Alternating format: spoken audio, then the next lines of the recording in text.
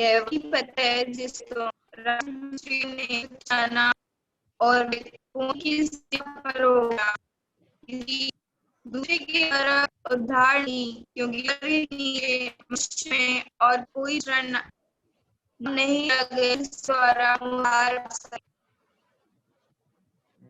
आज आपकी नेटवर्क में बहुत प्रॉब्लम है अंकिता, आवाज क्लियर नहीं आ रही है आपका। आज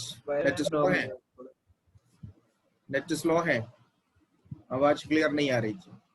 यस, वाईफाई दिक्कत। ओके, कल हम लोग देख रहे थे पतरस यहूदी पंचायत के सामने खड़े हैं और लोगों ने पतरस से पूछा कि तुम लोग ये किस अधिकार से तुम ये किए हो। पतरस ने उसके जवाब का सही जवाब दिया। याद रखना, हमारे पास लोगों को देने के लिए पर्याप्त उत्तर होना चाहिए, ठीक है। नाना प्रकार के लोग हैं जो हमें सुनने वाले, और लोग जब हमें सुनते हैं उनके सवालों का जवाब देना हमारा फर्ज है और उन्हें पर्याप्त जवाब देना है। पतरस उनको सही जवाब दिया कि जिस यीशु को तुम लोगों ने क्रूस पर चढ़ाया और मार डाला, वही यीशु नासरी की नाम की अधिकार से हम ये कर रहे हैं, क्योंकि हमें ये अधिकार दिया गया है। पतरस ने कहा यीशु जी उठा, स्वर्गारोहण किया, और स्वर्गारोहण करने के बाद पिता से वो पवित्र आत्मा हमारे ओर भेजने की वायदा किया था, उस वायदा को पूरा किया और वो पवित्र आत्मा हमारे ऊपर उतरा। उस पवित्र आत्मा के सामर्थ्य से ये मनुष्य जो तुम्हारे सामने अभी खड़ा है वो भला चंगा हो गया। This was the last thing we have seen yesterday. और पतरस कहता है आज 11 आयत में कि ये वही पत्थर है, घर बनाने वाले राजमिस्त्रियों ने जिस पत्थर को निकम्मा समझा, वही पत्थर को परमेश्वर ने कोने का सिरा बना दिया। ये राजमिस्त्रियां कौन है? कल हम लोग इसके बारे में थोड़ा सा प्रकाश डाला था, लेकिन समय बीतने के कारण आगे नहीं बढ़ पाया। इस्राएल ग्रह, इस्राएल एक घराना के रूप में अगर समझा जाए तो अब्राहम से लेकर ये लोग उसकी नींव डाली हुई है, अब्राहम, इसहाक, याकूब, यूसुफ इत्यादि। सो इस्राएली लोग जहां कहीं भी कोई भी बातें कहता था तुरंत अब्राहम का नाम लेकर आता है। और फिर एक मूल पुरुष था, एक इंपॉर्टेंट व्यक्ति दाऊद था। सो यीशु मसीह ने भी अब्राहम के बारे में और दाऊद के बारे में कई बार अपने वचन में चेलों को बताया, समझाया कि दाऊद ने भी ऐसा कहा, तुम्हारे पिता अब्राहम ने ऐसा कहा करके यीशु ने भी उन्हें याद दिलाया। लेकिन ये सब अब्राहम को, इसहाक को, याकूब को, यूसुफ को और यूसुफ के बाद इस्राएल के सारे गोत्र और कुल घराना जो है, ये सब बातें मानते हैं। लेकिन अब्राहम का बेटा बनकर दाऊद जो मूल पुरुष था, उससे इस्राएल के उद्धारकर्ता के रूप में परमेश्वर भेजा हुआ यीशु मसीह को वो लोग अंगीकार नहीं करते, उनको इनकार करते हैं। यीशु की वंशावली अगर हम देखें तो मत्ती रचित सुसमाचार पहला अध्याय की पहले आयत में अब्राहम से शुरू होती है, ठीक है। अब्राहम के बेटा, इसहाक का बेटा, ऐसा करके शुरू हो जाता है। तो यीशु मसीह तक जो है अब्राहम से लेकर 42 पीढ़ी बीती है। और यीशु दाऊद का संतान कराया, क्योंकि स्वर्गदूतों ने जब यीशु के पैदाइश के समय में गडरियों को ये बात संदेश सुनाया था, मैं आज सारे लोगों के लिए वो आनंद का सुसमाचार लेकर आया हूं, आज तुम्हारे लिए दाऊद के नगर में उद्धार करता जन्मा। ये था यीशु के जन्म के समय में गडरियों को स्वर्गदूतों ने सुनाया हुआ खुशखबरी, दाऊद के नगर में, बैतलहम में तुम्हारे लिए उद्धारकर्ता जन्मा है।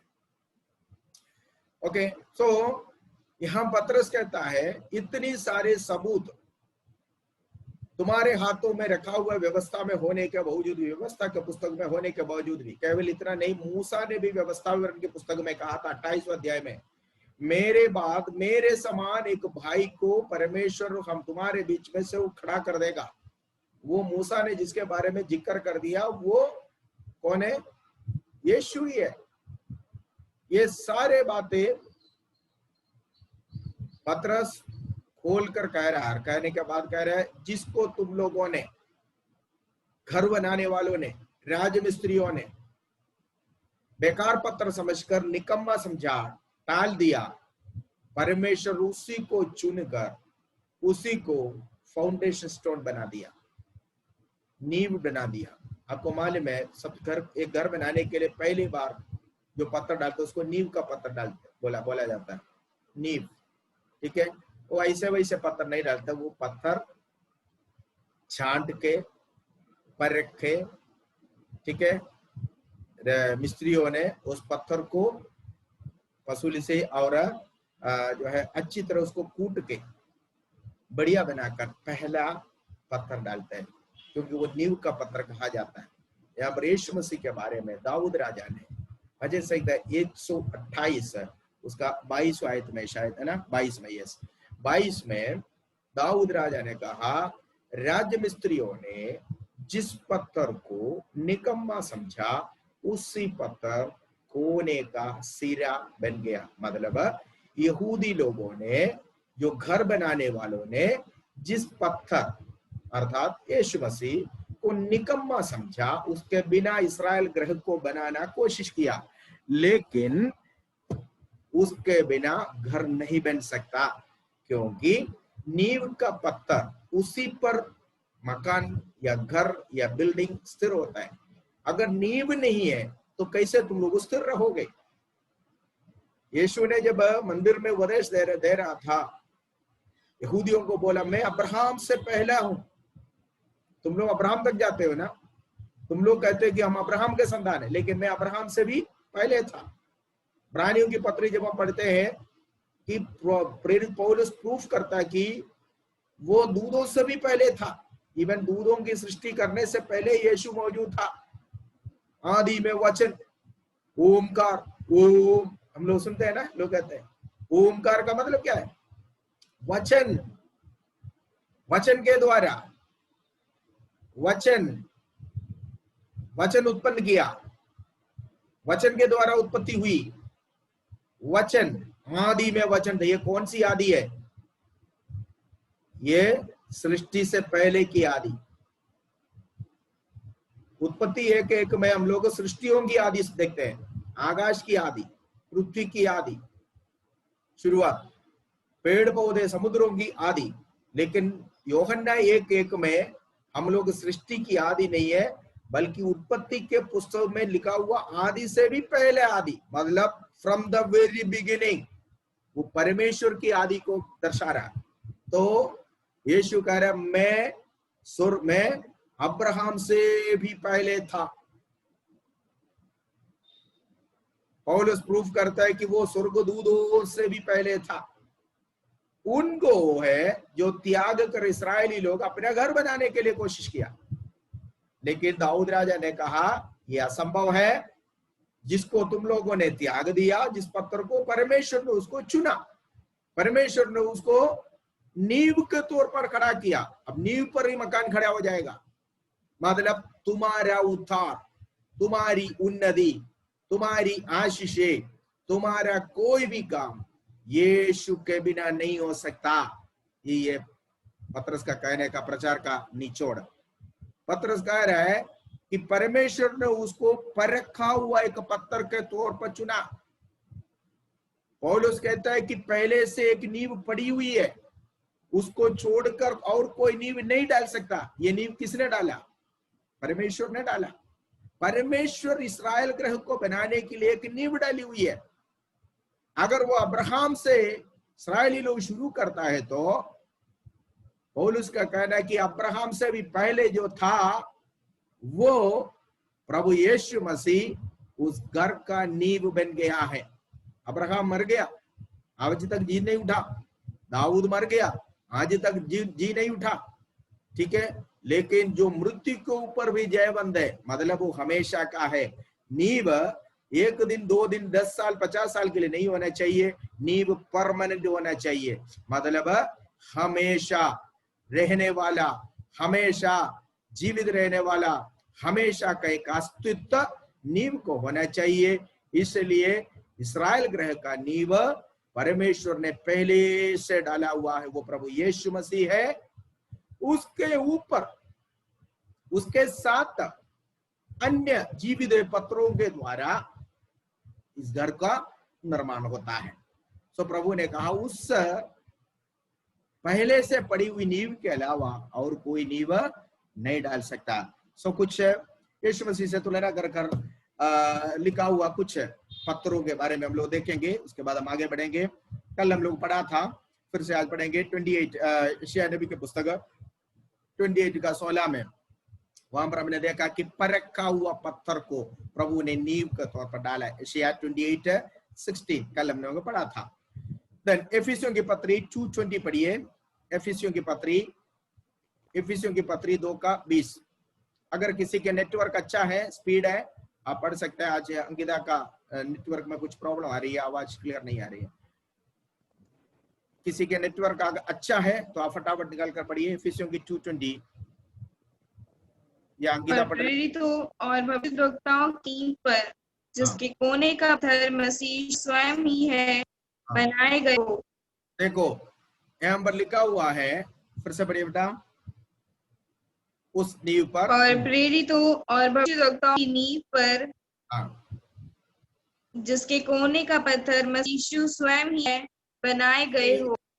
कोने का पत्थर मसीह यीशु स्वयं है, उसके ऊपर प्रेरित, भविष्यद्वक्ता इत्यादि पत्रों को जोड़कर परमेश्वर की कलीसिया का इमारत को प्रभु बनाता है। यह है पौलुस के यहाँ पर कहने का मतलब कलीसिया का नींव भी प्रभु यीशु मसीह है, इस्राएल ग्रह का नींव भी प्रभु यीशु मसीह है, ठीक है।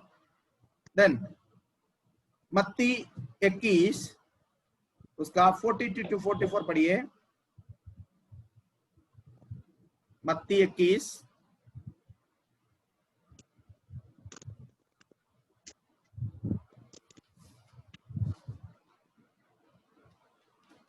यीशु ने उनसे कहा, क्या तुमने कभी पवित्र शास्त्र में नहीं पढ़ा, जिस पत्थर को राज स्त्रियों ने निकम्मा ठहराया था, वही कोने के सिरे का पत्थर हो गया। यह प्रभु की से हुआ और हमारी दृष्टि में अद्भुत है। यही बात है दाऊद राजा 118 भजन का 22 में जो लिखा हुआ है, प्रभु यीशु मसीह वहां से कोट कर इस प्रकार कहा, क्या तुमने कभी नहीं पढ़ा, मतलब यीशु मसीह के पकड़वाए जाने से पहले, तो उसकी मृत्यु से पहले प्रभु ने कहा, जब वो जिंदा था तभी प्रभु ने कहा कि मैं ही वही नींव हूं। देन आप पढ़िए पहला पतरस 2:4 से लेकर आगे को कुछ पढ़ोगे, पढ़िए पहला पतरस 1 Peter chapter 2, ये सब नोट करते जाना, ठीक है। ये आयत जो मैं बोल रहा हूं नोट करके जाना है। पहला पतरस 2:4 से, उसके पास आकर जिसे मनुष्य ने निकम्मा डाया, परंतु परमेश्वर के निकट चुन हुआ और बहुमूल्य जीवता पत्थर है।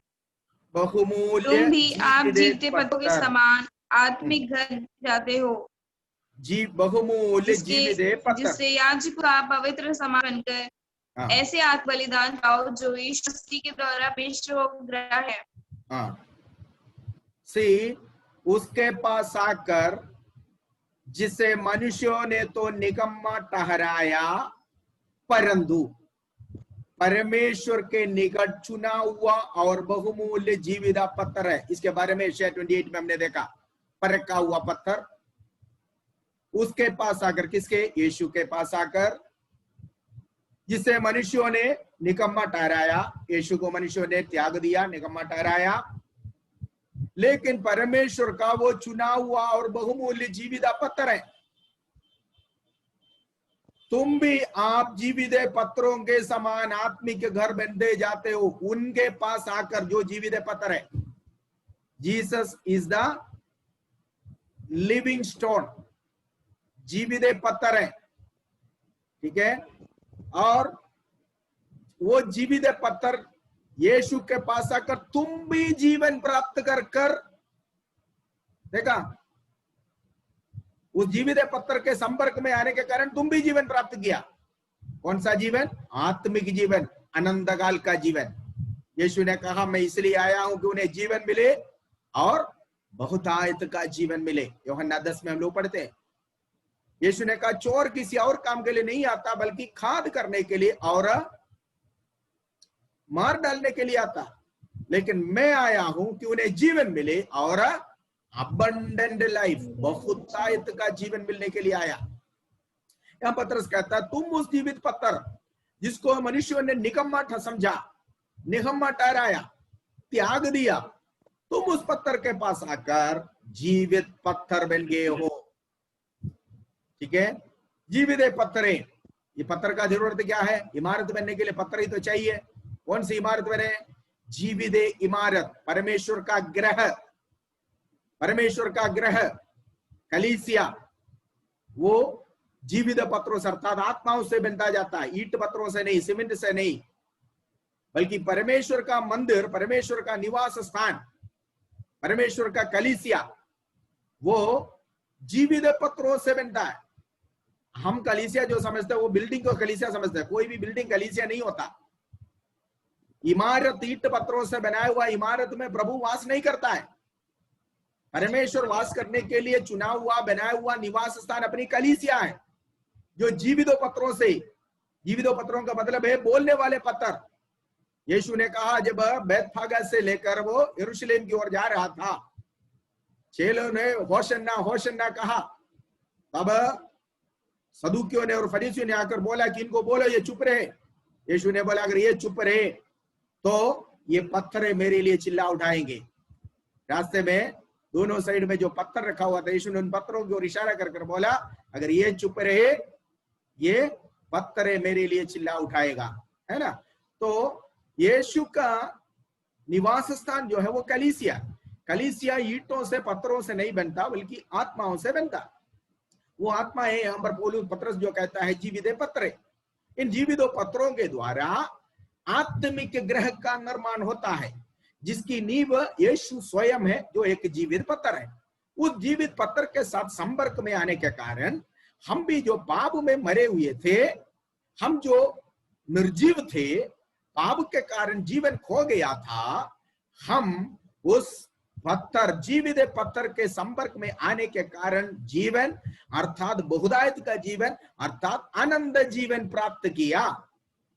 अब इन जीवितों पत्थरों के द्वारा परमेश्वर अपना निवास स्थान अर्थात अपना कलीसिया, अपना ग्रह परमेश्वर बना रहा है। ठीक है, इसका बनाने वाला पवित्र आत्मा। क्योंकि प्रेरितों का पुस्तक जब हम शुरू किए तो वहां पर दूसरा अध्याय मिलेगा, पवित्र आत्मा प्रतिदिन बचाए हुए आत्माओं को, आत्माएं जो बच कर आते थे, आत्माओं को प्रतिदिन पवित्र आत्मा कलीसिया के साथ जोड़ता रहा। तो निर्माण पवित्र आत्मा कर रहा है। मैं और आप कौन है फिर? हेल्पर है। पवित्र आत्मा के हाथ में एक हेल्पर है, एक मेसन, एक मिस्त्री। अच्छा इमारत बनाता, लेके उसके हाथों में उठाकर ईंट देने के लिए, सीमेंट देने के लिए, अन्य चीजें देने के लिए एक लेबर की काम है। वो लेबर जब तक नहीं है तब तक काम नहीं होगा। तो इसलिए मिस्त्री बनाने वाला पवित्र आत्मा, मैं और आप कौन है? लेबर है। मुझे और आपको क्या मिलेगा? हमारा लेबर की मजदूरी मिलेगा। ये तो है पहला कुरिन्थियों की पत्री 3:8 में पौलुस कहता है, हर एक को अपने अपने प्रयत्न के अनुसार, अपने अपने मेहनत के अनुसार प्रतिफल मिलेगा। सो हम कभी भी यह घमंड ना करें कि कलीसिया मैं बना रहा हूं, कलीसिया पवित्र आत्मा बना रहा है, क्योंकि कलीसिया परमेश्वर का है और ये जीवित पत्थरों के द्वारा बनता है। जीवित पत्थर का मतलब आत्मा है। पत्र से यहां पर कहता है कि तुम भी उस जीवित पत्थर के पास आकर, इस जीवित पत्थर को है जो लोगों ने जो लात मारा, लोगों ने निकम्मा समझा, और पत्र से यहां पर कहता उस जीवित पत्थर के पास तुम भी आकर जीवन प्राप्त कर आत्मिक घर बनते जाते हो। एक स्पिरिचुअल घर। प्रकाशित सॉरी प्रेरितों का पुस्तक 17:24 जरा पढ़िए, लोग वापस आएंगे फटाफट। 17:24 में प्रेरितों के पुस्तक, प्रेरितों के काम 17:24।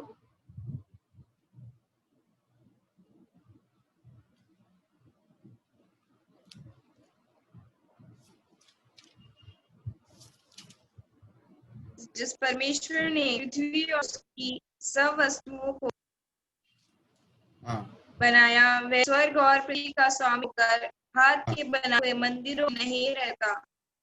देखो, जिस परमेश्वर ने पृथ्वी और उसकी सब वस्तुओं की को बनाया, वो स्वर्ग और पृथ्वी का स्वामी होकर किसी भी हाथ के बनाए हुए मंदिरों में नहीं रहता। अगर हाथ के बनाए हुए मंदिरों में परमेश्वर रहता तो यरूशलेम मंदिर में रहना चाहिए था। यरूशलेम मंदिर में नहीं रहा। जब लोग वहां पर यरूशलेम मंदिर में इकट्ठा होते तो यीशु जो परमेश्वर है वो समुद्र के झील पर खड़े, झील के किनारे खड़ा होकर लोगों से बातें कर रहा था, उपदेश दे रहा था। सो इसलिए खूबसूरत ऊंचे इमारत बनाना मनुष्यों का एक शौक है, लेकिन प्रभु उसमें वास नहीं करता। प्रभु जीवित पत्थरों के द्वारा बनाया हुआ अपनी कलीसिया में वास करता है। पत्र से यहाँ पर करता है, कहता है तुम भी आप जीवित पत्थर के समान आत्मिक घर बनते जाओ। और उसके बाद यशायाह 28 से पत्रस कहता है, इस कारण देखो मैं सियोन में कोने के सिरे का चुना हुआ और बहुमूल्य पत्थर धरता हूं, और जो को इस पत्थर पर विश्वास करेगा वो किसी रीति से लज्जित नहीं होगा। ठीक है, ये पत्रस यशायाह जो कहा है उसको यहां पर दोहरा है। ये वही पत्रस है जिसने पेंतेकोस्त के दिन में प्रचार किया, जिसने सन्निधियों के सामने, यहूदी पंचायत के सामने प्रचार किया। बाद में पत्रस वही बात का दोबारा दोहरा कर कह रहा है कि यीशु ही वही कोने का सिरे का पत्थर है। सो तीसरी बात पहले बात मैंने आपको बोला ये कोने का सिरे का पत्थर है। दूसरी बात मैंने आपको बोला ये परखा हुआ पत्थर है। तीसरी बात मैंने आपको बोला ये बहुमूल्य पत्थर है। देन पहला पत्रस 3:11, पहला पत्रस 3:11 में देखिए, वहां पर इस पत्थर की खासियत क्या है, क्या नाम दिया हुआ है। पहला पत्रस 3:11, अभी हमने 2 पढ़ा था, अभी 3:11 में लिखा हुआ है, वे बुराई का साथ छोड़े, एक मिनट बेटा, वे बुराई का साथ छोड़े और भलाई करे, वे मेल मिलाप को ढूंढे और उसके यत्न में रहे। सॉरी वो बात नहीं है, वो आयत नहीं है, दूसरा है।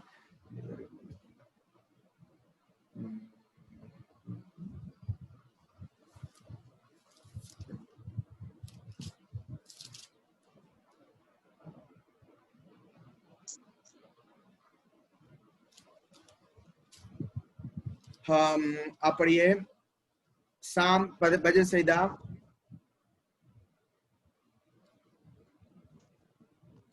78 का 16 पढ़े। ये पत्थर, ये चट्टान, मारा हुआ चट्टान, पढ़िए 78 का 16। उसने चट्टान से भी धाराएं निकाली और नदियों का सा जल बहाया। हाँ, उस चट्टान से, पढ़िए, उसने चट्टान से भी धाराएं निकाली और नदियों का सा जल बहाया। हाँ, सी ये चट्टान, आपको मालूम है इस्राएली लोग जब मरुभूमि में आए उनको पीने के लिए पानी नहीं था, और वहां पर ये लोग कुड़कुड़ाए। प्रभु ने मूसा से कहा 2 जगहों में, इसके बारे में पुराने दिन में लिखा हुआ है। एक यात्रा की पुस्तक में, निर्गमन की पुस्तक में 17 का 8-9 से लेकर आगे को पढ़ेंगे, वहां पर इसके बारे में लिखा हुआ है। प्रभु ने कहा मैं होरेब में एक पहाड़ के ऊपर खड़ा रहूंगा, एक चट्टान के ऊपर खड़ा रहूंगा, तो उस चट्टान को मारना है। ठीक है।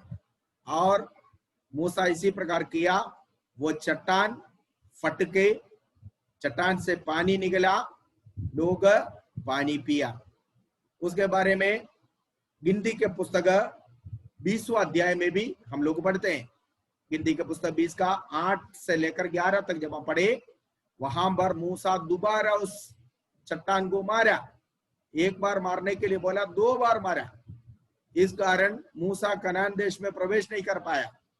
मूसा को प्रभु ने बोला, तुमने आज्ञा का उल्लंघन कर दिया, क्योंकि ये चट्टान मसीहा को दर्शा रहा था।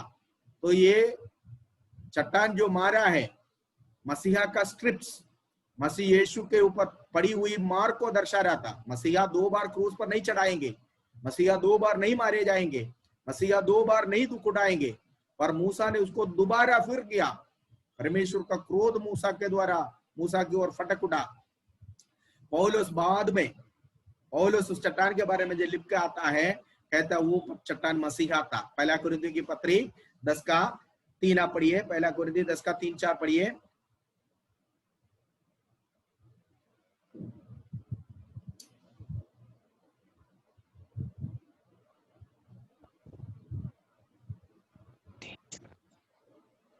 और सबने एक ही आत्मिक भोजन किया और सबने एक ही आत्मिक जल पिया, क्योंकि वे उस आत्मिक चट्टान से पीते थे जो उनके साथ साथ चलती थी, और वह चट्टान ही था।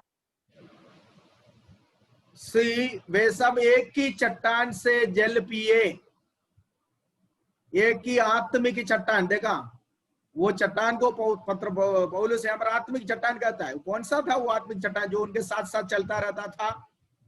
पौलुस कहता वो चट्टान उनके साथ साथ चलता रहता था, और वो चट्टान मसीही था, कह रहा है। ठीक है, अगर ऐसा है तो चट्टान को मारने का मतलब मसीहा को भेद किया। कितनी बार? एक बार मारा, उससे जल निकलना। ठीक है, मसीह एक बार मरा, जिसके द्वारा हमें जीवन का जल मिल गया, पवित्र आत्मा का जल मिल गया। यीशु ने कहा, जो कोई मुझसे पिएगा, उनके अंदर से, जो कोई मुझ पर विश्वास करेगा, उनके अंदर से जीवन की जल की नदियां फूट निकलेगी। पर मूसा 2 बार मारा, प्रभु को गुस्सा आया। 2 बार मारने का मतलब यीशु मसीह को दोबारा क्रूस पर चढ़ाओगे क्या? यही बात पतरस पूछता है कि तुम लोग, हम उद्धार पाए हुए लोग, अगर दोबारा फिर से पाप करेंगे तो मसीहा को हम दोबारा क्रूस पर चढ़ा रहे हैं। सो इस कारण परमेश्वर का क्रोध मूसा को ओर उठा, और मूसा कनान देश में प्रवेश नहीं कर पाया, क्योंकि मूसा परमेश्वर की आज्ञा का उल्लंघन किया। जबकि मूसा ये बहुत बड़ा संहार सीनाई पहाड़ के तराई में किया था, वो भी प्रभु ने माफ किया था। वो प्रभु के लिए था, क्योंकि प्रभु के लिए वो जलता था। याद होगा आपको, निर्गमन की पुस्तक में 32 में पटरी, व्यवस्था की पटरी सर पर रखकर नीचे उतर आ रहे थे। नीचे उन्होंने क्या देखा? मूर्ति पूजा कर रहे लोग। प्रभु के प्रति जला, वो प्रभु के प्रति उसके अंदर आग जली। क्रोध में आकर बोला, जो प्रभु के ओर मेरे पास आ जाए। लेवी गोत्र के सारे चले आया, बोला तलवार उठाओ, इन अधर्मियों को मारो, चेहरा नहीं देखना किसी का कि ये मेरे खून है, ये मेरा भाई है, ये मेरा बहन है, ये मेरा क्या है, नहीं देखना। परमेश्वर उसके प्रति मूसा को सजा नहीं दिया। परमेश्वर प्रसन्न हुए थे, क्योंकि वो प्रभु के लिए किया। लेकिन गिनती के पुस्तक जब हम पढ़ते हैं 20वां अध्याय में, मूसा ने दोबारा उस पत्थर को क्रोध से मारा, लोगों के कारण मारा, और परमेश्वर बर्दाश्त नहीं कर सका। परमेश्वर ने मूसा को बोला, तू कनान में प्रवेश नहीं करेगा, इधर आओ, मैं तुम्हें कनान दिखाता हूं दूर से। मूसा पिसगा के ऊपर चढ़ गया, दूर से कनान देखा, वहां मरा। इतना परमेश्वर के साथ चलने वाला, परमेश्वर के संग संग चलने वाला मूसा के छोटी सी लापरवाही या न समझ, या हम क्या कहेंगे उसको, गलतियां, अपराध, अगर परमेश्वर क्षमा नहीं किया तो मेरा और आपका क्या होगा? जिससे परमेश्वर डायरेक्ट बात करता था, वो मूसा को अगर कनान चखने नहीं दिया, कनान को प्रवेश करने नहीं दिया, तो मेरा और आपका क्या होगा? हम लोग बड़े हल्के में लेते हैं हर चीज से। हम सोचते हैं कि परमेश्वर प्रेम है, प्रेम, किसी को डांटो मत, प्रेम है। लोगों को केवल प्रेम ही आता है। उसके दूसरे साइड में लिखा हुआ बात, प्रेम है एक साइड में, दूसरी जगहों में लिखा हुआ है भस्म करने वाला आग भी है। परमेश्वर प्रेम भी है और भस्म करने वाला आग भी है। आज्ञा का उल्लंघन कर रहा था परमेश्वर, मूसा है तो भी कनान में प्रवेश नहीं करने देगा। मूसा अपने शरीर में इतनी मेहनत कर लेकर आया, लेकिन शारीरिक तौर से वो कनान में प्रवेश नहीं कर पाए। लेकिन एक दिन वो प्रवेश करेगा। कैसे मालूम है? प्रकाशित वाक्य में हम लोग पढ़ते हैं, कृष्ण विरोधी के समय में इस्राएलियों से सुसमाचार सुनाने के लिए 2 अपने भविष्यद्वक्ताओं को परमेश्वर भेजेगा। उनमें से एक मूसा होगा, क्योंकि मूसा का एक आशा अधूरा रह गया था कनान में प्रवेश करने का। अब मूसा आएगा वहां, लेकिन इस शरीर में नहीं प्रवेश कर पाया। मूसा उठा लिया गया, मारा गया, सॉरी, मूसा मारा गया, लेकिन परमेश्वर ने दफनाया। कहाँ रखा किसी को नहीं पता, लोग ढूंढते रहे, नहीं मिला। इतना लिखा हुआ परमेश्वर ने उसको मिट्टी दी, कहाँ दिया, कहाँ क्या हुआ नहीं पता। बट प्रकाशित वाक्य में हम उसके बारे में पढ़ते हैं कि मूसा आखिरी दिनों में आएगा। पतरस ने भी ये बात यीशु से पूछा था रूपांतर पहाड़ पर। प्रभु, जब रूपांतर पहाड़ पर यीशु प्रार्थना करने के लिए, पतरस याकूब यूहन्ना को लेके सब प्रार्थना कर रहे थे। पतरस ने क्या देखा? यीशु जब प्रार्थना कर रहा था, यीशु के साथ 2 पुरुष आकर बातें कर रहा। पतरस ने जिंदगी में कभी मूसा को नहीं देखा, क्योंकि मूसा कौन सा जमाने में रहता था, पतरस कौन सा जमाने में रहता है। यीशु ने मूसा को नहीं देखा जीवन में, शरीर में। यीशु को मालूम था मूसा कौन है, क्योंकि वो प्रभु था। लेकिन शरीर में मूसा को यीशु ने भी ये चेलों के साथ जब रहता था नहीं देखा। लेकिन यीशु के साथ आकर बात करने वाला उन 2 पुरुषों को देखकर तुरंत पतरस ने पूछा, प्रभु मैं 3 तंबू बनाऊं? एक तुम्हारे लिए, एक मूसा के लिए और एक एलिया के लिए।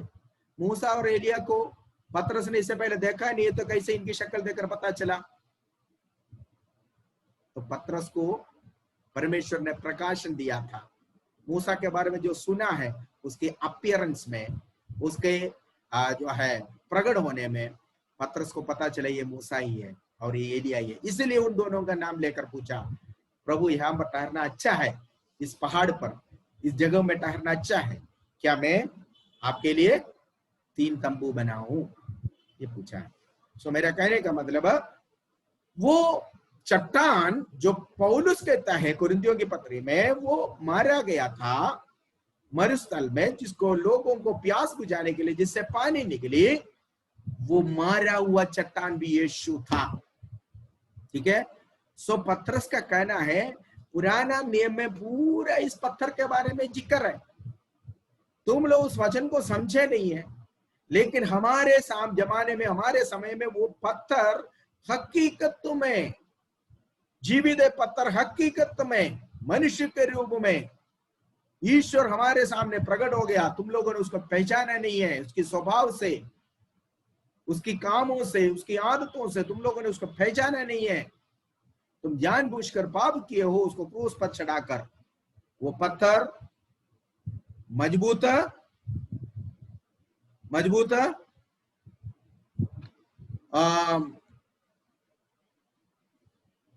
एक नींव है। पढ़िए पहला कुरिन्थी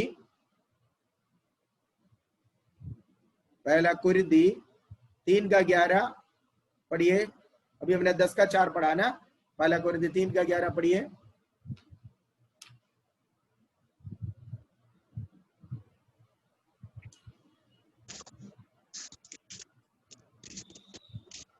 जल्दी पढ़ो। क्योंकि उस नींव को छोड़ पड़ी है। हाँ। और वह यीशु मसीह है। हाँ। कोई दूसरी नींव नहीं डाल सकता। उस नींव को छोड़कर जो पहले से पड़ी है, जो यीशु मसीह है, स्पष्ट है, एक्सप्लेनेशन की जरूरत नहीं है। एक नींव डली हुई है, पहले से डली हुई है, ठीक है, जिसका नाम यीशु मसीह है। कोई और नींव नहीं डाल सकता। और वो नींव का पत्थर मूसा के समय में मारा हुआ पत्थर है। अड़िकपट्ट पारा,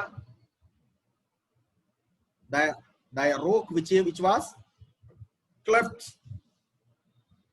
जो पत्थर मारा गया था, ठीक है, वो पत्थर है। देन ये पत्थर नींव की पत्थर है। जैसे 118 का 22 में हम पढ़ते हैं, दाऊद कहता है कोने का सिरा, फाउंडेशन है। आगे उसी आयत में लिखा हुआ त्यागा हुआ पत्थर है ये, मनुष्यों ने त्याग दिया, त्यागा हुआ पत्थर, कोने का पत्थर, मारा हुआ पत्थर, मजबूत पत्थर, बहुमूल्य पत्थर, परखा हुआ पत्थर। कितनी रेफरेंस चाहिए, कितने नाम चाहिए, ये सब एक ही है। कौन है वो जीवित पत्थर, प्रभु यीशु मसीह। अच्छा, इसके अलावा ये एक ठोकर का पत्थर भी है। देखो, इतना सब कुछ हमने अभी आनंद की बात कहा। जो कोई इस पत्थर से टकराएगा वो चूर चूर हो जाएगा। ये एक ठोकर की पत्थर भी है, कईयों के लिए ठोकर का कारण हुआ। ये एक कांटे जैसा है। शाऊल से आगे अध्यायों में हम देखेंगे, शाऊल से प्रभु ने कहा कांटे के विरुद्ध पैर उठाना तेरे लिए उचित नहीं है। ये ठोकर का पत्थर भी है। पढ़िए रोमियो की, सॉरी, यशाया के नबी के किस पुस्तक है? यशाया 8 का 14, यशाया 8 का 14।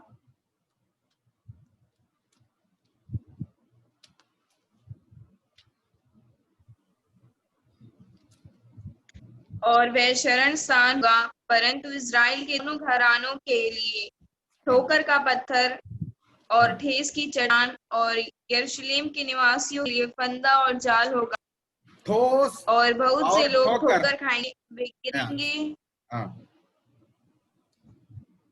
गिरेंगे और चकनाचूर होंगे, वे फंदे में फंसेंगे और पकड़े जाएंगे। हाँ, ठीक है। परंतु ये इस्राएल के दोनों घरानों के लिए ठोकर का पत्थर और ठेस की चट्टान, ठीक है। बहुत से लोग ठोकर खाएंगे, गिरेंगे, चकनाचूर होंगे। जो कोई इस पत्थर पर टकराएगा वे टुकड़े टुकड़े चूर चूर हो जाएगा। यीशु को इनकार करने वाला लोग, यीशु को इनकार करने वाला जाति, यीशु का इनकार करने वाला व्यक्ति, यीशु को इनकार करने वाला परिवार, वो चूर चूर हो जाएगा। ठीक है, ये ठोकर का कारण है। एक ठोकर का कारण और ठेस की चट्टान। ठेस और ठोकर, ये दोनों शब्द अंडरलाइन कर लेना। ओके, अब पौलुस क्या कह रहा है इसके बारे में पढ़िए। रोमियो की पत्री, रोमन्स चैप्टर 9, रोमियो की पत्री 9वां अध्याय का 32 और 33 देखिए।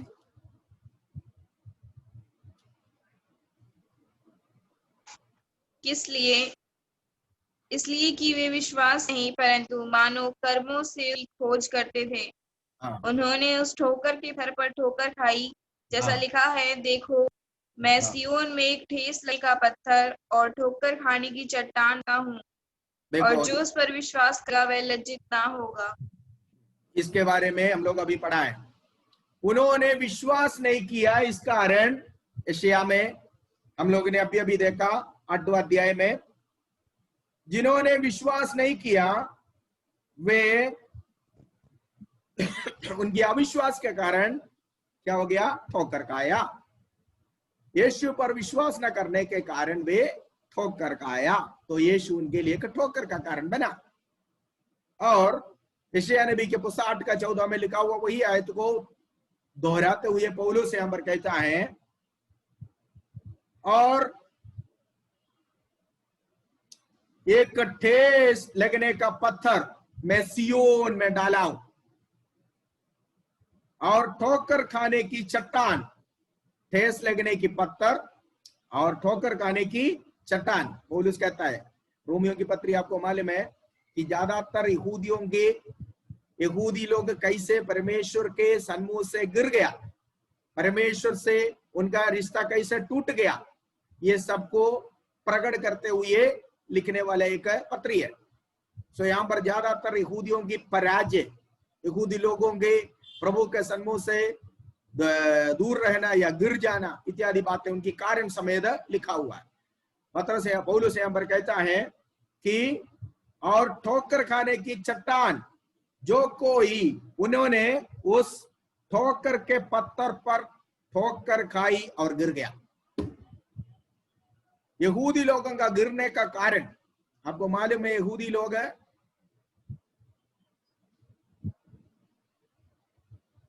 इतना बड़ा कठिनाई में, इतना बड़ा पीड़ा में, इतना बड़ा निंदा और अपमान का कारण बना हुआ एक जाति दुनिया में और कोई नहीं है। कारण वे अपने मसीहा को छोड़ने का कारण है। वे अपने मसीहा को छोड़ दिया, उनका उद्धारकर्ता को छोड़ने के कारण परमेश्वर ने उसको दुनिया में तमाशा बना दिया। वे चूर चूर हो गए, वे ठोकर खाया। पौलुस यहाँ पर कहता है कि वे उस पत्थर के कारण ठोकर खाया। सो यीशु को इनकार करने वाले उसी पत्थर से ठोकर खाएगा। देन पहला पत्रस 2:4 में हमने पढ़ा था, दोबारा पढ़ने की जरूरत नहीं है। ये जीविदे पत्थर है। पहला पत्रस 2:8 पढ़िए। पहला पत्रस की पत्री 2:8। और ठेस लगने का पत्थर और ठोकर खाने की चट्टान हो गए हैं। ठेस लगने की पत्थर है ये, ठीक है। सो पत्रस, प्रेरितों के पुस्तक में वापस आइए। पत्रस सन्निधियों के सामने, यहूदी पंचायत के सामने खड़े होकर कहता है कि ये वही पत्थर है जिसको तुम लोगों ने इनकार कर दिया, जिसको तुम लोगों ने त्याग दिया। यस, ठीक है। और फिर एक कदम आगे बढ़कर पत्रस कहता है तुम्हारा उद्धार आकाश के नीचे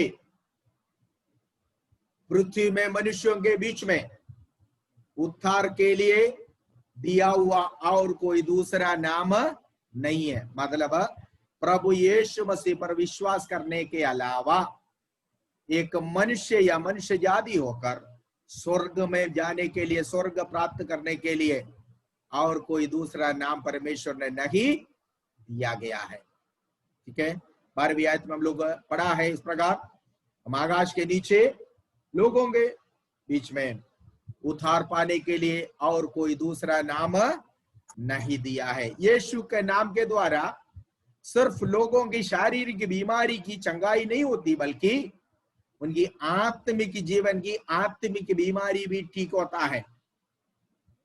ठीक है, क्योंकि पत्रोस ने कहा कि हम उद्धार पाने के लिए आकाश के नीचे लोगों के बीच में और कोई दूसरा नाम नहीं दिया गया है। ठीक है, सो यीशु को इनकार करने के कारण या करने से यहूदी लोग, यहूदी अगुओं ने क्या किया है, उनको मालूम नहीं था कि उन्होंने स्वर्ग में प्रवेश करने का सही मार्ग है जो अस्वीकार किया है। स्वर्ग राज्य में प्रवेश करने का मार्ग, यीशु ने कहा मैं मार्ग हूं, सच्चाई और जीवन। यूहन्ना 14:6 में, यूहन्ना 14:6 में यीशु ने कहा मैं मार्ग हूं। कहां पर? चलो ने बोला प्रभु पिता की ओर जाने का मार्ग हमें दिखाओ। यीशु ने बोला मैं पिता के पास जा रहा हूं। दिदिमोस अर्थात थीमोथियुस ने, थोमा ने आकर पूछा प्रभु उस पिता की ओर जाने का मार्ग कौन सा, हमें भी दिखा दो। तब यीशु ने बोला मैं ही वो मार्ग हूं, मैं ही वो मार्ग हूं, मैं ही वो जीवन हूं, मैं ही वही सच्चाई हूं, मैं ही, मतलब मेरे अलावा और कोई नहीं है। अगर आपको नाम लेकर पूछे कोई, आपका नाम कोई भी हो XYZ, तो आप जैसे आप फलाने हैं, हाँ मैं ही हूं, मतलब मेरे अलावा और कोई नहीं है। इस नाम से मैं ही हूं। दुनिया में किसी को भी इस तरह का हिम्मत नहीं हुई है कहने के लिए मैं सच्चाई हूं। केवल प्रभु ने मैं सच्चाई हूं नहीं बोला, बल्कि बोला मैं सच्चाई ही हूं, मैं मार्ग ही हूं,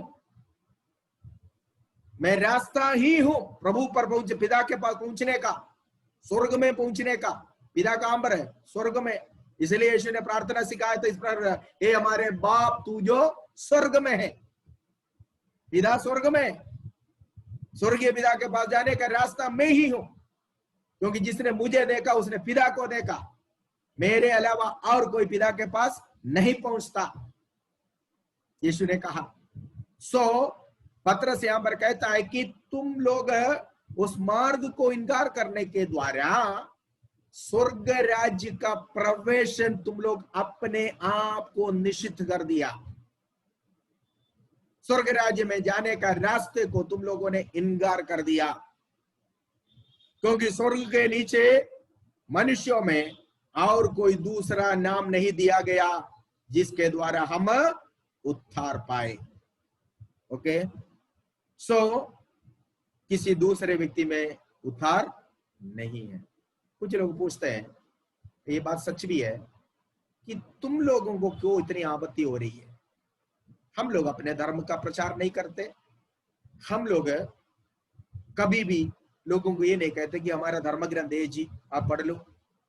हम कभी भी एक दूसरे अन्य धर्म पर विश्वास करने वाले को हम अपने मंदिर में, मस्जिद में, गुरुद्वारे में नहीं बुलाते। तुम क्यों करते हो? इसका दो कारण है।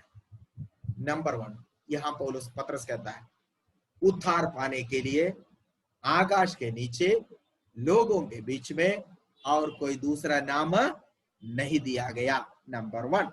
नंबर 2, ये हमारा प्रभु की आज्ञा है कि पृथ्वी के छोर तक जाकर सारे जातियों को, सारे मुल्क के लोगों को, सारे जाति, भाषा, वंश, गोत्र के लोगों को सुसमाचार सुनाओ।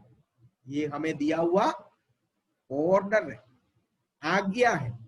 ये दो कारण से आज यही एक किताब, यही एक वचन जो समस्त दुनिया में लोगों के पास, लोग इधर को नहीं आ रहे बल्कि उधर जाकर उनको दिया जाता है। उधर जाकर यीशु ने बोला गो एंड टेल, जाकर सुनाओ। स्वर्गदूत ने भी ये बोला। यीशु के पुनरुत्थान हुआ, स्वर्गदूतों ने चेलों को, जो आकर देखने के लिए आए, बहनों को बोला go and tell his disciples, जाकर सुनाओ, आकर देखो, जाकर बोलो।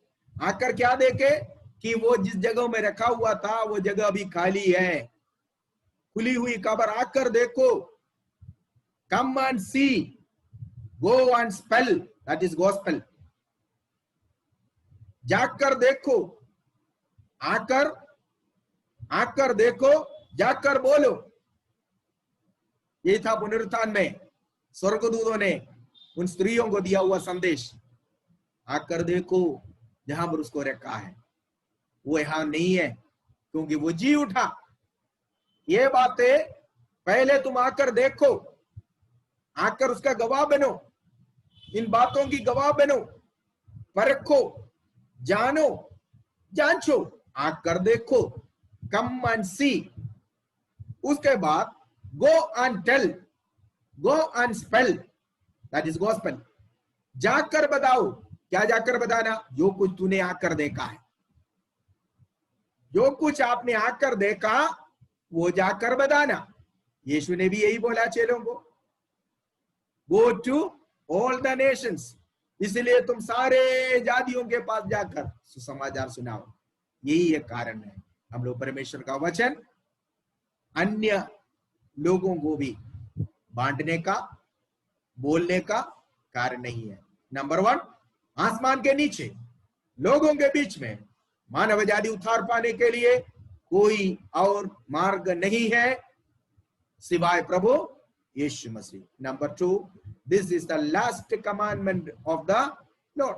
प्रभु की आखिरी आज्ञा ये था कि तुम लोग जाकर सुसमाचार सुनाओ। ओके, सो प्रेरित पत्रस ने कहा तुम लोग अपने उद्धार को, अपने उद्धार का मार्ग को लात मारा है यीशु को ग्रहण न करने के कारण। Please read from 13 to 17। प्रेरितों के पुस्तक में आइए 13 से लेकर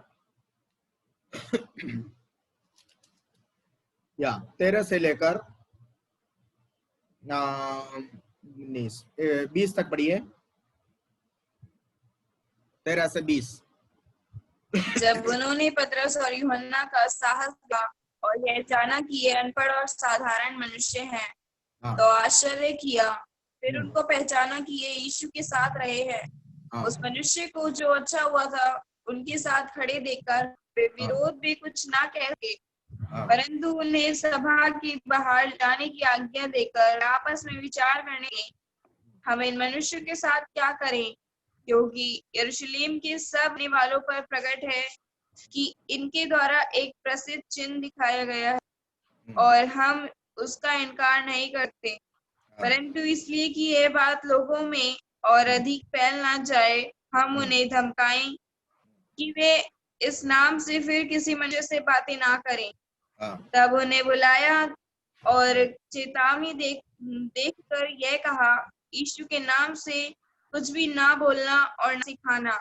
परंतु पतरस और यूहन्ना ने उनको उत्तर दिया, तुम ही न्याय करो, क्या यह परमेश्वर के लिए भला है कि हम परमेश्वर की बात से बढ़कर तुम्हारी बात माने, क्योंकि यह तो हमसे हो नहीं सका कि जो हमने देखा और सुना है वह ना कहें।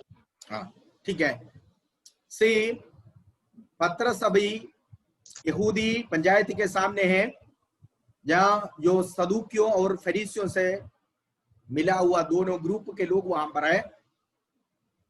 और पतरस जब इस तरह यीशु मसीह जो त्यागा हुआ पत्थर, जीवित पत्थर करके स्पष्ट रूप से वचन प्रचार किया और ये कहा कि तुम लोगों ने उस पत्थर को, जीवित पत्थर को इनकार कर त्याग कर यहूदी घर को बनाने के लिए जो कोशिश कर रहे हैं वो मूर्खता है, और तुम लोगों ने उस कार्य के द्वारा यीशु को क्रूस पर चढ़ाने को या त्यागने के कारण तुम लोग अपने स्वर्ग का रास्ता बंद कर दिया।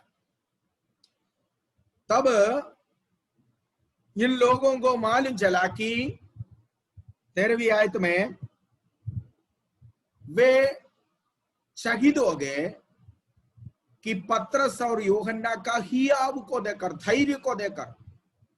यह पतरस कुछ दिन पहले, जैसे मैंने आपको बताया, पहले अपने चेहरे को ढककर आइडेंटिफिकेशन, अपना आइडेंटिटी प्रकट न करना चाहा, डरते हुए, कांपते हुए बैठा हुआ पतरस। यही कैफा के सामने, कैफा के आंगन में पतरस डरते हुए बैठा था। लेकिन अभी उसी कैफा के और हन्ना से दृढ़ होकर, धैर्य होकर वो जवाब दे रहा है। वो लोग इतना पढ़े लिखे भी नहीं है, ये बिल्कुल अनपढ़ नहीं है, इतना पढ़े लिखे नहीं है, और कहते हैं ये लोग तो आरक्षित लोग हैं, ये लोग बिल्कुल निरक्षित है, इनके पास इतना ज्ञान तो नहीं है, पर ये जो बोलते हैं कहां से आया इनको इतनी सामर्थ, इतनी ज्ञान कहां से आया। ठीक है। और तीसरी बात उन्होंने ये देखा कि वे यीशु के साथ थे। हाँ, यीशु के साथ वे थे। क्या सबूत है? यीशु के साथ होने के एक व्यक्ति का सबूत क्या है? क्या सबूत है? यीशु और चेलों को आइडेंटिफिकेशन नहीं करते थे। यहूदा ने यीशु को चुंबन से दिखा दिया। क्यों? एक तो यीशु जैसे वो भी कपड़े पहनते थे, नकल नहीं, कपड़े यीशु के जैसे पहनते थे। इस कारण यीशु को दिखाने के लिए, पकड़वाने के लिए यहूदा को चिन्ह इस्तेमाल करना पड़ा, साइन, चुंबन का, क्योंकि सारे एक जैसे कपड़े पहनते, उनके भेषों में नहीं पता था। फिर पतरस जब बैठा हुआ था, पतरस को देख के वो छोटी सी लड़की पहचान ली, यीशु के साथ था। कैसा था? बोली से। यीशु के साथ चलने वाले की बोली भी अलग होता है, यीशु के साथ चलने वाले की भाषा अलग होता है। यीशु के साथ चलने वाले की लोग हमारे भेष से हमें आइडेंटिफाई करते हैं, हमारे वस्त्रों से हमें आइडेंटिफाई करते हैं, और हमारे बोली से भी हमें आइडेंटिफाई करते हैं कि एक पास्टर है, एक विश्वासी है, एक प्रभु का दास है, दासी है। दुनिया के जैसे हम लोग भी अगर कपड़ा पहनने लगे, दुनिया वालों की भाषा हम भी बोले, तो लोग हमें पहचानेंगे नहीं कि हम प्रभु के साथ है। दूसरा, प्रभु के साथ चलने वालों को ये भाषा और उस तरह का कपड़ा पहनावा योग्य भी नहीं है। उसके बारे में मैं नहीं जानना चाहूंगा, बहुत कुछ बोल चुका उसके बारे में। ठीक है, लड़की ने पतरस को देखा, बोला तुम भी उस यहूदी के साथ हो, क्योंकि तेरी बोली से पता चलता है। That means our language shows that who we are. हमारा भाषा इस बात का प्रकट करता है कि हम कौन हैं। हमारा पहनावा प्रकट करते हैं हम कौन है। इसलिए पतरस कहता है उचित वस्त्र पहनो, योग्य वस्त्र पहनो। ठीक है बहनों, भाइयों, पादरियों, उचित वस्त्र औवर्णम, इस प्रकार स्त्रियां भी। तीमुथियुस की पत्री में जब हमने पढ़ाया तो बहुत डिटेल में बोला, सिखाया। इस कारण उचित वस्त्र पहनो। एक विश्वासी के उचित, एक विश्वासी के योग्य वस्त्र, एक पासवान के योग्य वस्त्र, एक जो है परमेश्वर का बेटा बेटी का योग्य वस्त्र पहनकर। दुनिया वाले, फैशन वाले, सिनेमा वाले जो करते हैं वो नहीं करना, वो नहीं पहनना। हमारी पहनावा प्रकट करता है कि who we are, हम कौन है। हमारी बोली प्रकट करते हैं हम कौन है। दूसरी बात, दो बात मैंने बोला। नंबर 1, पहनावा से पता चलता है। यीशु और यीशु के सारे चेले एक जैसे कपड़े पहनने के कारण लोगों को मालूम नहीं था कि इसमें यीशु कौन है, पतरस कौन है। इसलिए कहीं गलती ना करे, इसलिए यीशु के बदले पतरस को पकड़ कर ना जाए। यहूदा ने आकर गुरु कर सबके सामने, पकड़ने के लिए आए हुए लोगों के सामने चुंबन किया। अगर वो चुंबन से नहीं दिखा दिया होता तो कैसे दिखा देता। पतरस को देखा हुआ लड़की ने बोला तुम भी उस यहूदी के साथ है, क्योंकि तेरी बोली से पता चलता है। जितना मर्जी आप इनकार करो, मैं नहीं जानता उसको, मैं नहीं जानता उसको, लेकिन अल्टीमेटली आपकी भाषा से लोग पकड़ लेंगे कि आप कौन है, जितना भी छुपा कर रखो। ठीक है, मैं नहीं जानता, मैं नहीं जानता, मैं नहीं जानता बोलो। फिर भी बस में बैठे समय एक अन्य जाति ने पूछा आप कौन है, क्या है, आप क्रिश्चियन हो? नो नो नो, मैं क्रिश्चियन नहीं। अच्छा ठीक है, हाँ चलो, चलते चलते आगे जा रहे हैं, लोग बातें कर रहे हैं। बस एकदम से ब्रेक मारा और आपके मुंह जाकर एकदम अगले वाले सीट पर ऐसा टकराया, तब मुंह से निकला ओ धन्यवाद हो प्रभु। हाँ, तब पकड़ लिया। आप तो अभी कह रहे थे आप ईसाई नहीं है, आपके मुंह से धन्यवाद हो प्रभु निकला, ये कैसे हुआ? घटना अल्टीमेटली हमारी मुंह से निकलेगी ही निकलेगी कि हम कौन है। और लैंग्वेज और भाषा ये प्रकट करता है कि हम कौन है। यूहन्ना 15:7 पढ़िए, वहां पर यीशु एक बात कहता है कि हम कौन है, हम उसके साथ है, कैसे लोगों को पता है। यूहन्ना 15:7,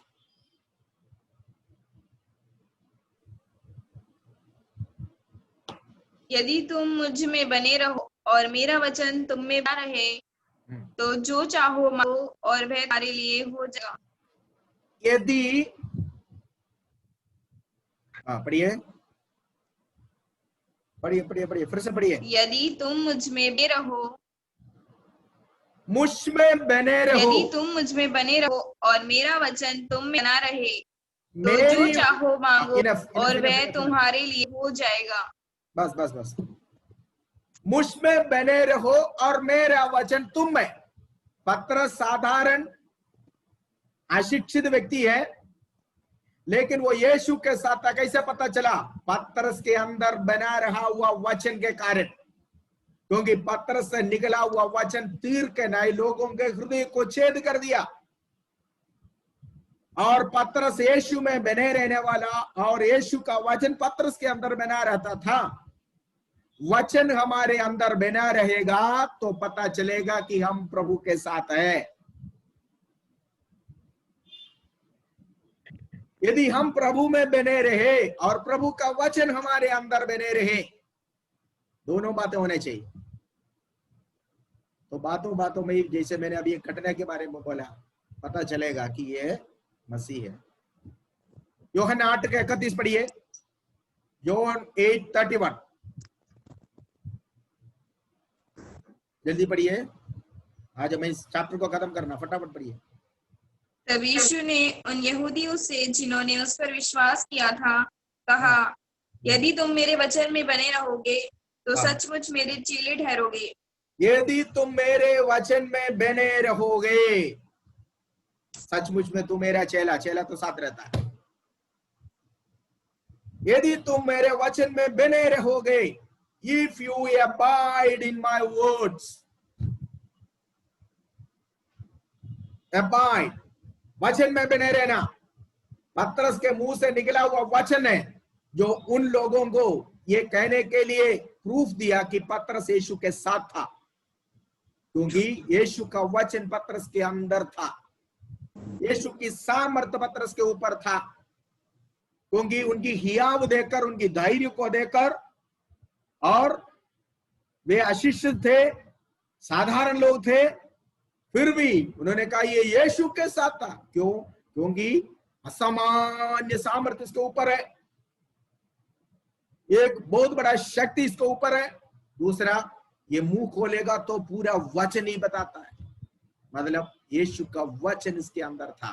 यदि तुम मेरे वचन तुम्हारे अंदर, यदि मेरा वचन तुम्हें वास करेगा तो तुम सचमुच में मेरी चेला ठहरोगे। यीशु ने उन यहूदियों को कहा ये बात है जो उन पर विश्वास किया है।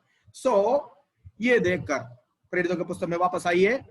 इनके हियाव देकर और इनके धैर्य को देकर, इनके मुंह से निकलने वाला वचन और इनके ऊपर मंडराने वाला वो सामर्थ, वचन की शक्ति, ये सब देखकर लोग चकित हो गए।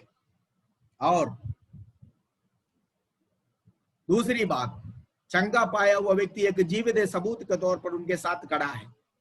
इस कारण उन लोग इनके ऊपर कोई कार्रवाई नहीं कर पाए, क्योंकि अगर ऐसा कुछ करेगा तो सारे पब्लिक इनके खिलाफ हो जाएगा। इसलिए उन्होंने कहा कि थोड़ी देर के लिए सभा से बाहर जाओ।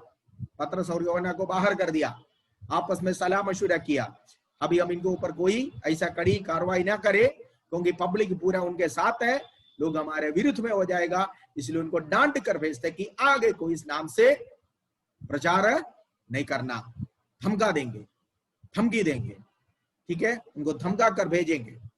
लोगों ने कहा, वर्स 17 पढ़िए, सॉरी 18 पढ़िए, 18। तब उन्हें बुलाया और चेतावनी देकर यह कहा, यीशु के नाम से कुछ भी ना बोलना और ना सिखाना।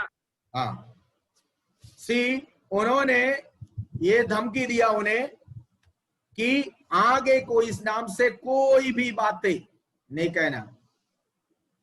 क्या इन्होंने जी हुजूर बोलकर चला आया? जी हुजूर बोलकर चला आया। इस क्लास से शुरुआत में कुछ लोगों ने मेरे से सवाल किया, आज शायद वो क्लास में है भी नहीं है, वो एक ही क्लास में आया था फिर आया भी नहीं है। क्या हम लोग अधिकारियों की आज्ञा को नहीं मानना? अधिकारियों की आज्ञा को मानना जो देश से संबंधित है, कानून से संबंधित, लेकिन जहां तक अपने विश्वास की बात आता है वो अपना पर्सनल है, उसमें कोई भी गवर्नमेंट को, कोई भी अधिकारी को हाथ डालने का हक प्रभु ने नहीं दिया। विश्वास अपना जगह में। अगर मेरे को कहीं कहे कि तुम बाइबल नहीं पढ़ सकते, मैं बोलूंगा मैं पढ़ूंगा, वो मेरा अपना, वो देश का कानून नहीं। अगर मैं देश का कानून का उल्लंघन करता हूं, इस देश के कानून व्यवस्था के विरुद्ध में जीता हूं, चलता हूं, तो मैं गुनाहगार हूं। लेकिन किसको मानना, किसको नहीं मानना, किस पर विश्वास करना, किस पर विश्वास नहीं करना, ये मेरी अपनी निजी विश्वास है। इसको ऊपर प्रभु ने किसी को अधिकार नहीं दिया है। चेलों को बोला इस नाम से आगे को नहीं बोलना। तब चेलों ने जी हुजूर बोलकर हाथ जोड़कर वापस नहीं आया। वचन में लिखा हुआ अधिकारियों की अधीनता में रहो, वचन में लिखा हुआ है कि अधिकारियों के लिए प्रार्थना करो, ठीक है, सब कुछ है। लेकिन वो कब तक है, किस हद तक है कि वे अधिकारियां सही तरीके से सच्चाई और न्याय के अनुसार शासन करने के लिए, देश में शांति बनाए रखने के लिए, कोई अधर्म का काम ना करने के लिए, कोई अनजस्टिस, जो अधर्म का बढ़ावा ना दे, इस कारण उनके लिए प्रार्थना करो। ठीक है, लेकिन जहां पर परमेश्वर का वचन का उल्लंघन और परमेश्वर के आराधना करने में अगर अधिकारी लोग ऐसे करते हैं, तो ना कहने के साथ हम भी हाँ जी नहीं करेंगे कर आने के लिए नहीं है। यीशु उस समय एक मनुष्य होकर आया, सारे व्यवस्था का पूरा किया। बपतिस्मा के समय यीशु ने ऐसा कहा, इस प्रकार अभी होने दे, इस प्रकार सारी धार्मिकता को पूरा करना हमारे लिए उचित है। यीशु ने बोला, सारे कानून व्यवस्था यीशु ने पूरा किया मनुष्य होकर। ठीक है, फसह को मनाने का क्या जरूरत था प्रभु को, क्योंकि वो इस्राएलियों को दिया हुआ एक व्यवस्था था।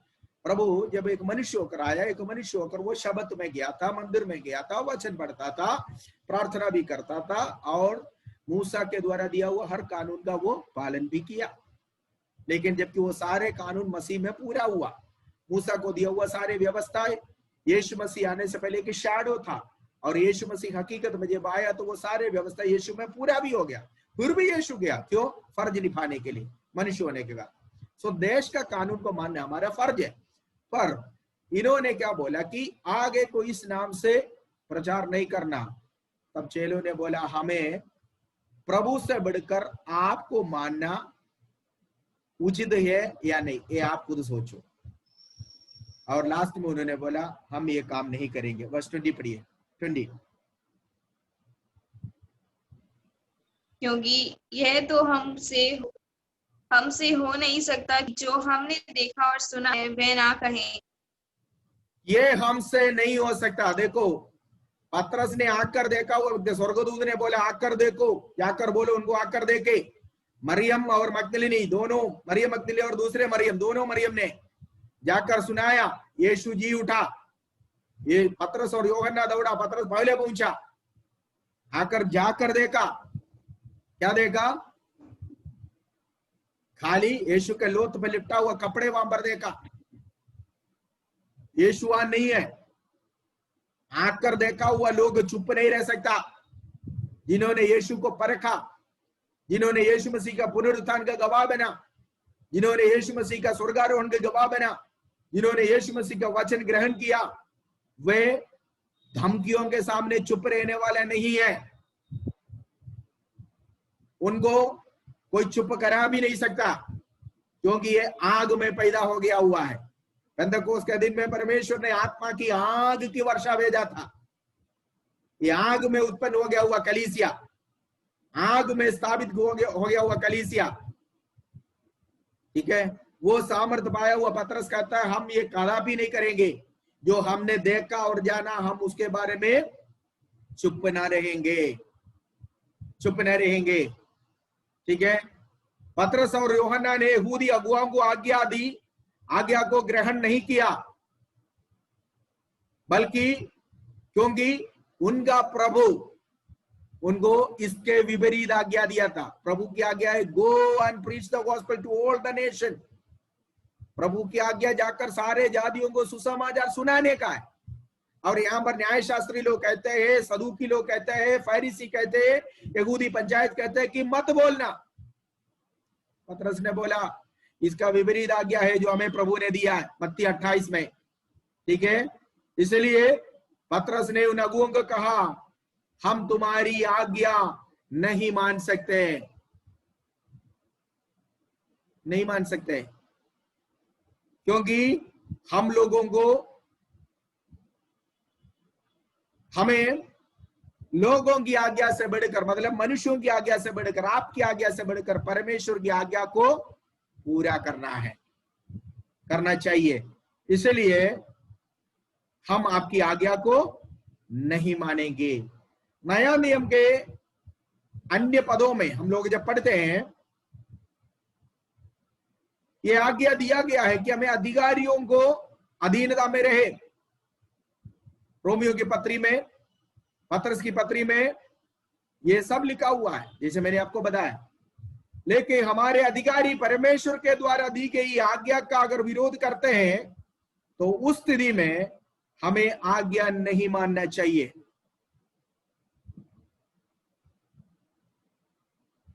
हमें हमेशा मनुष्य की आज्ञा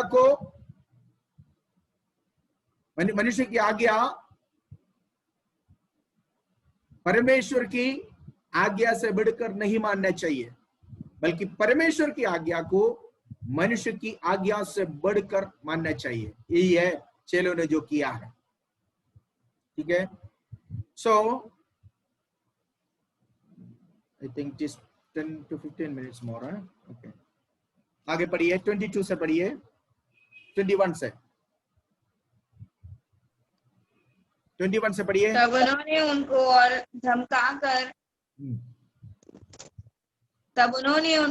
और धमकाकर छोड़ दिया, क्योंकि लोगों के कारण उन्हें दंड देने का कोई दाव नहीं था, इसलिए कि जो घटना हुई उसके कारण सब लोग परमेश्वर की बड़ाई करते थे। वह मनुष्य जिस पर यह चंगा करने का चिन्ह दिखाया गया था 40 वर्ष से अधिक आयु का था। से वो मनुष्य 40 साल के अधिक उम्र का एक व्यक्ति था, जो छोटा बच्चा नहीं था। ये कहे कि नहीं, मेरे को नहीं पता, मेरे को इन्होंने कहा ऐसा बोलो, मैंने ऐसा बोल दिया। नहीं, 40 साल का एक मैच्योर्ड मनुष्य था। सो उस मनुष्य का खुद का गवाही, ये सब के कारण चेलों को उन्होंने बरी किया है, छोड़ दिया है। लेकिन वे वापस आया। 23 से पढ़िए, 23 से छूटकर अपने साथियों के पास आए और जो कुछ प्रधान याजकों और पुरनियों ने उनसे कहा उनको सुना दिया। यह सुनकर उन्होंने निश्चित होकर ऊंचे शब्द से परमेश्वर से कहा, हे स्वामी, तू वही है जिसने स्वर्ग और पृथ्वी और समुद्र और जो कुछ उनमें है बनाया।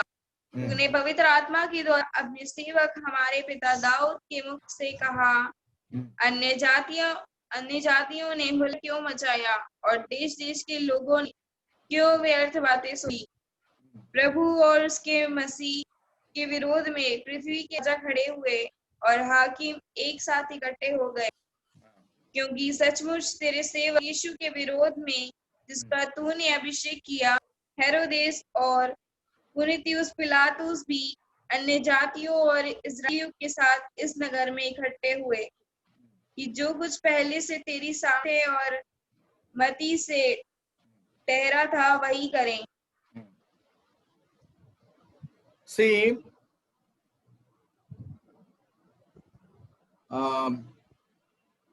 वे वापस अपने सहविश्वासियों के पास वापस आया। तब विश्वासी लोगों के पास आकर जो कुछ हुआ उन्होंने ये सब कुछ कहा। तब विश्वासियों की प्रार्थना है जो हम देखते हैं 23 से लेकर 31 तक, पूरा समाप्त करने के लिए आज समय नहीं बचा हुआ है। सो उन्होंने क्या किया, वे प्रार्थना करने लगा, एक साथ मिलकर वे परमेश्वर से प्रार्थना किया। पढ़िए वर्ष 24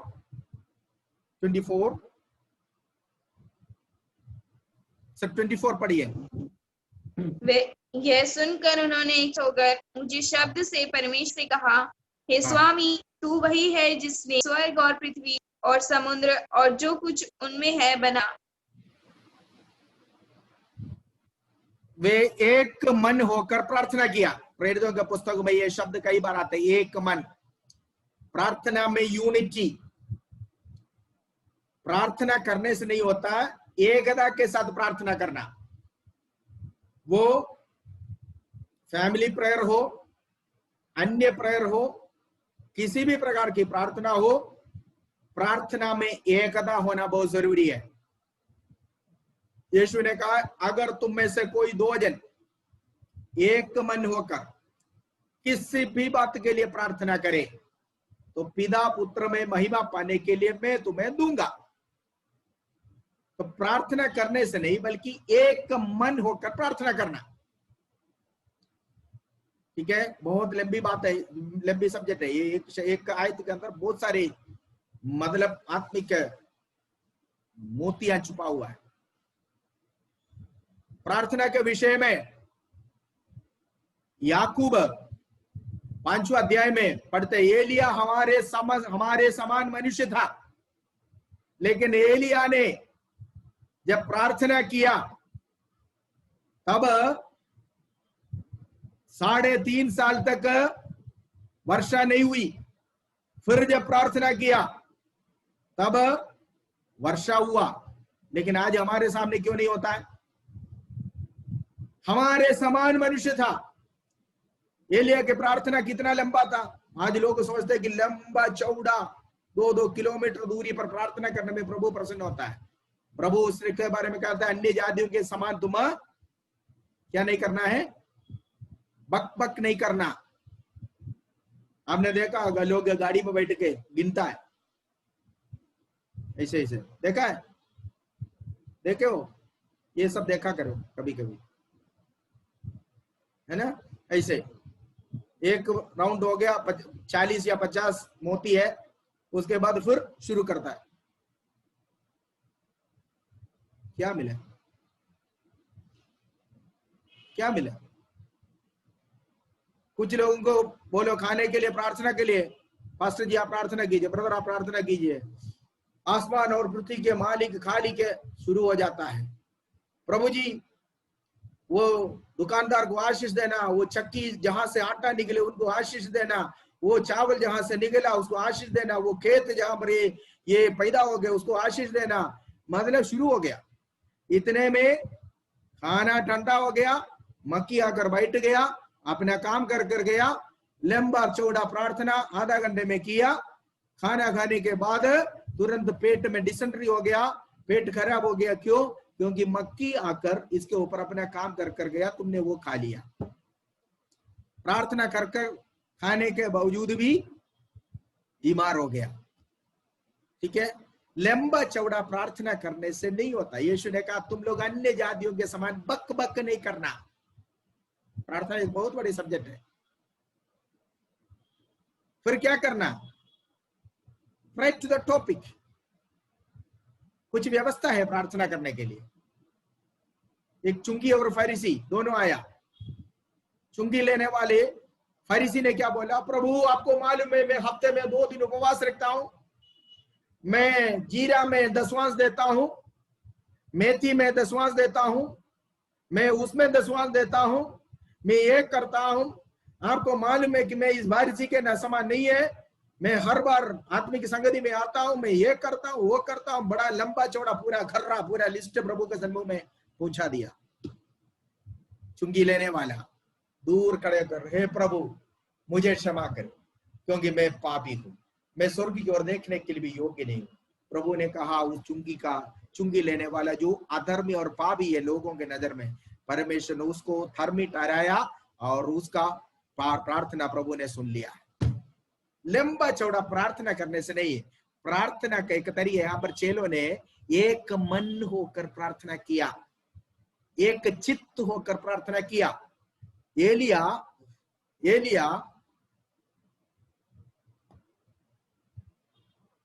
करमेल में आया।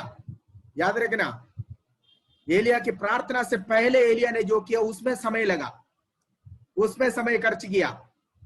प्रार्थना तो इतना ही किया उसने, 2 या 3 शब्द किया प्रार्थना, लेकिन प्रार्थना के लिए जो तैयारियां करना था उसमें घंटों लगा।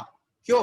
क्योंकि जब एलिया वहां पर करमेल में आया, एलिया से पहले वहां पर आया हुआ लोग वहां पर खड़े हैं, 850 लोग इसाबेल के और अस्तरोस प्रतिष्ठा के, 450 और 400 850 लोग, अन्य जाति के लोग, महायाजक लोग, पंडित कहो पुजारी कहो कोई भी कहो, वे वहां पर खड़े हैं। दूसरे साइड में एलिया अकेला खड़ा है। एलिया आते ही जो है बछड़ा को काट के वहां पर नहीं बलिदान चढ़ाया। एलिया ने देखा वेदी कैसा है, देखा तो वेदी टूटा फूटा है। एलिया ने, पहला राजा का पुस्तक 18 अध्याय में घर में जाकर पढ़ना, ठीक है। सो एलिया ने वो वेदी जो टूटा फूटा था, मतलब एलिया ने देखा वेदी तो पत्थर से बनता है, तो सारे पत्थर निकला हुआ है, कोई पत्थर उधर पड़ा हुआ है, कोई पत्थर उधर पड़ा हुआ है, कोई पत्थर उधर पड़ा हुआ, कोई इधर पड़ा हुआ है। एलिया ने पहले नजर डाला वेदी के ऊपर, इस वेदी पर अगर मैं बलिदान चढ़ाऊं परमेश्वर प्रसन्न नहीं होगा, क्योंकि इस वेदी में पत्थर एक दूसरे से मेल नहीं खाता। बिखरा हुआ पत्थर, यूनिटी नहीं है वहां पर। उन पत्थरों को याकूब के बेटों के गिनती के अनुसार 12 पत्थर एलिया चुनकर लाया और एक एक पत्थर को साथ साथ मिलाकर एक वेदी बनाया। यूनिटी, प्रार्थना, यीशु ने कहा 2 जन एक मन होकर प्रार्थना करना, हृदय की यूनिटी। 2 व्यक्तियों का हृदय में एक एकाग्रता होना चाहिए, एक यूनिटी होना चाहिए। ज्यादा लोग इकट्ठा होकर प्रार्थना करने में कुछ नहीं होगा। अगर कर लिया होता तो करमेल में एलिया से पहले कुछ हो जाता, लेकिन नहीं हुआ। भीड़ इकट्ठा होने से प्रभु प्रार्थना नहीं सुनता। 2 लोग काफी है, क्योंकि उनकी हृदय की एकता बहुत जरूरी है। एलिया ने वेदी बनाने में बहुत समय लिया, वेदी की मरम्मत किया पहले। हमारे जीवन में प्रॉब्लम है, हम खुद के जीवन में नहीं देखते कि कैसा है। दूसरों के सामान का उड़वापन रखा हुआ है, बाहर रखा हुआ है, दूसरों के प्रति हमारे अंदर विद्वेष है, डाह है, सब कुछ है। फिर हम प्रभु से प्रार्थना कर रहे हैं, 40 दिन उपवास, 21 दिन उपवास, 7 दिन उपवास, कोई दिक्कत नहीं है, उपवास तो करता जाता है। जब भी कोई किसी को फोन करे, पास्टर जी मैं उपवास में हूँ, अरे इतना दिन उपवास किया, तेरे प्रॉब्लम सोल्व नहीं हुई। ऐसे लंबा चौड़ा उपवास करने से नहीं होता, बल्कि प्रार्थना एकता। चेले एक मन होकर प्रार्थना किया। एलिया घरमेल में वेदी के टूटा फूटा पत्थर है, जो एक दूसरे से मेल नहीं खाते थे, जो एक दूसरे के साथ यूनिटी में नहीं थे, एकता में नहीं थे, उन पत्थरों को जो तितर बितर हो गया था, उनको लेकर आया, उनको यूनिटी में बना दिया, एकता में बना दिया। अगर वेदी सही बना, आग उतरेगा। सब कुछ कर एलिया ने प्रार्थना किया। प्रार्थना कितना था? 3 ही 3 सेंटेंस। हे प्रभु, जान ले परमेश्वर, आज इस लोगों को पता चले मैं तेरा दास हूं और तेरे कहने पर मैंने यह सब कुछ किया। इतना ही प्रार्थना किया। स्वर्ग से आग नीचे, एलिया की बलि वस्तु जला दिया। नाले, वेदी के चारों तरफ जो नाला खोदा था उसमें पानी भरा था, पानी को भी सुखा दिया। कितना टाइम लगा प्रार्थना करने में? 1 मिनट, 1 सेकंड, 3 ही 3 तो सेंटेंस बोला। लेकिन उस 3 सेंटेंस प्रार्थना करने में एलिया को कितना मेहनत करना पड़ा वेदी बनाने में।